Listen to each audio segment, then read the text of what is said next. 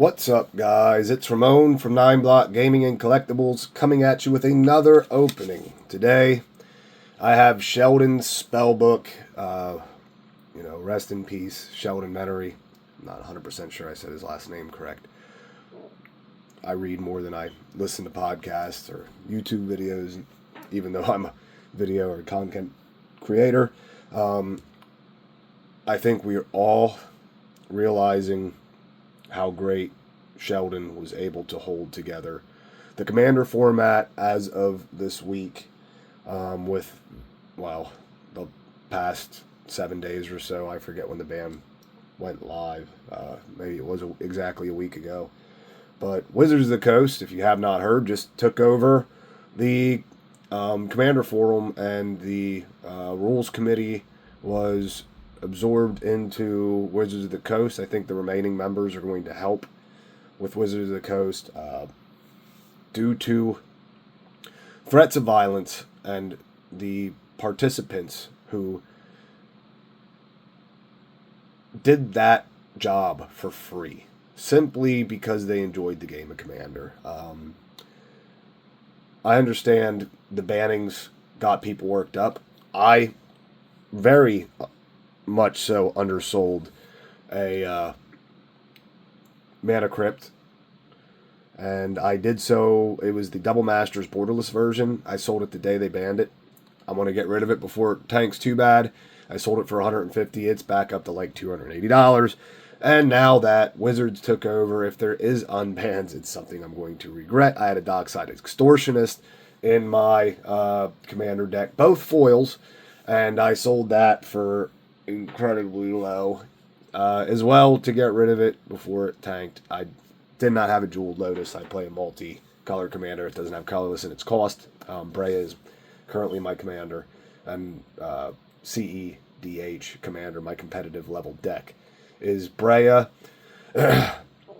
So I didn't feel the need for my more casual decks to buy a Jeweled Lotus. But regardless, this secret lair was an honorary lair over Sheldon's life. If you were unaware, he passed away of cancer. And this opening here is, going to go out to Sheldon and all of the Commander players that were able to keep their heads on their shoulders and not overreact. Granted, it was a horrible ban for a lot of people, especially shops that had multiple cards. Values tanked, but what happened and the way it was handled were horrible. And I didn't, mention anything on social media or Facebook. Again, there's nothing. I don't believe acting in the way that was transpired by some people. And the rules committee, who were free members, were treated for simply doing something for free, even though most of them, from what they said, are the advisory group. The rules committee didn't go with the advisory group and ask them anything. Regardless, what's done is done. Maybe it can be changed now. I don't know that I like Wizards of the Coast having their hand in the Commander format. I thought a third party outside of Wizards was healthy to keep it as casual as possible. But I could be wrong.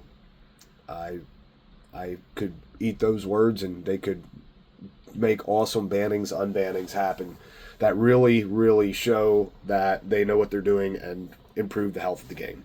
Now, enough of that. Let's get to this opening. So here, this is the Rainbow Foil Edition. Is the only edition that was released.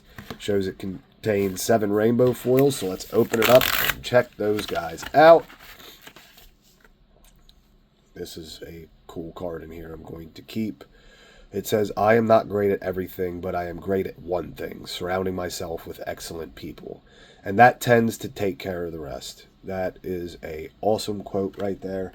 I have the Post Malone. I'm a Post Malone fan, if you didn't see the video of me going to the concert. Thank you letter from his secret lair hanging on my wall. This one's going to go there. I have lots of Magic the Gathering related artwork, signed ancestral recalls, and all that in my office. But this one is going to go there as well. This is a cool card. Now for the contents, we can see we have Teferi's Protection right on the outside. The artwork is spectacular on this. One of my main selling points for the secret lair.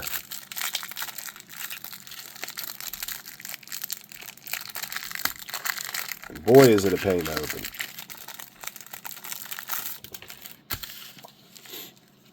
So we have the Teferi's Protection, Elanda Marie's Vineyard.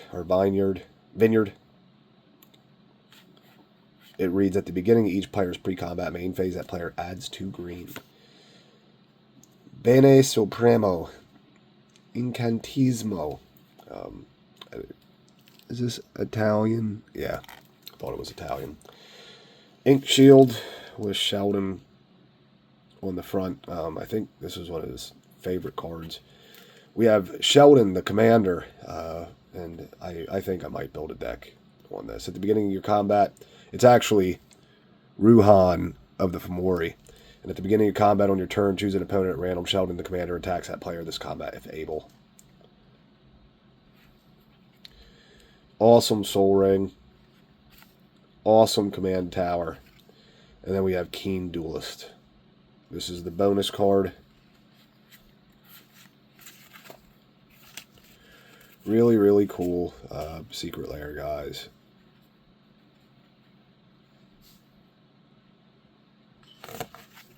I hope they make more Sheldon-inspired secret lairs, because single 10-card formats probably are the reason secret lairs exist, because they don't ever... I can't say ever. They have done Mother of Ruins, where they had one art of multiple different cards. But you hardly ever get play sets in secret lairs, so it's geared towards commander players. So the, I'm not certain he was the inventor of Commander, but he was the first one to oversee rules and the format. I'm going to quick Google that, because I think he might have been.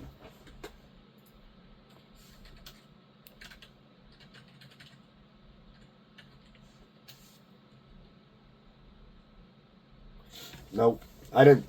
It was there. Adam Stanley created it. But quick video. It was only one layer. Guys, if there's anything you can do in life, it is to simply be kind.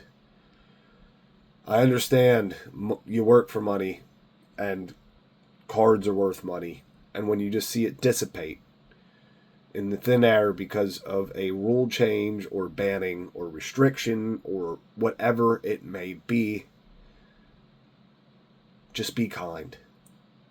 Do not pass on threats of violence, screaming and yelling you're going to hurt people.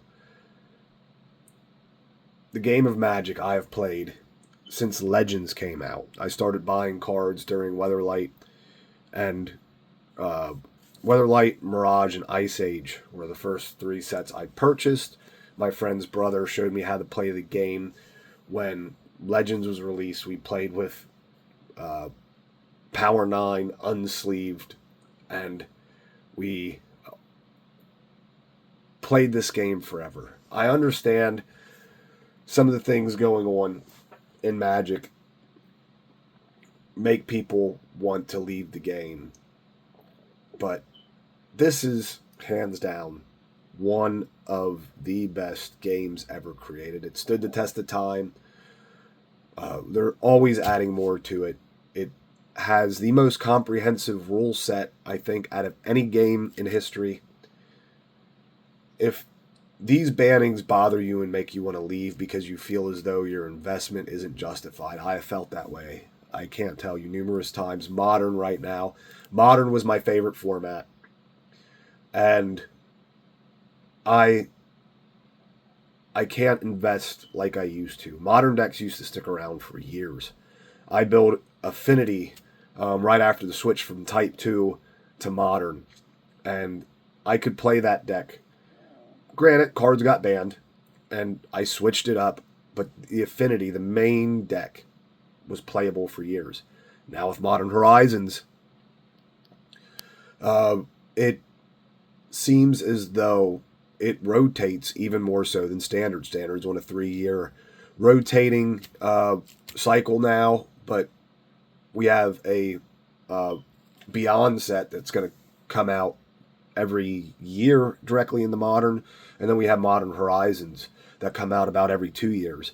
And they flip the format on its head as soon as they release, and the power scale is just so tilted when those sets drop that decks that were viable prior to those coming out are no longer as viable as they were, or completely out of the tier lists of Modern.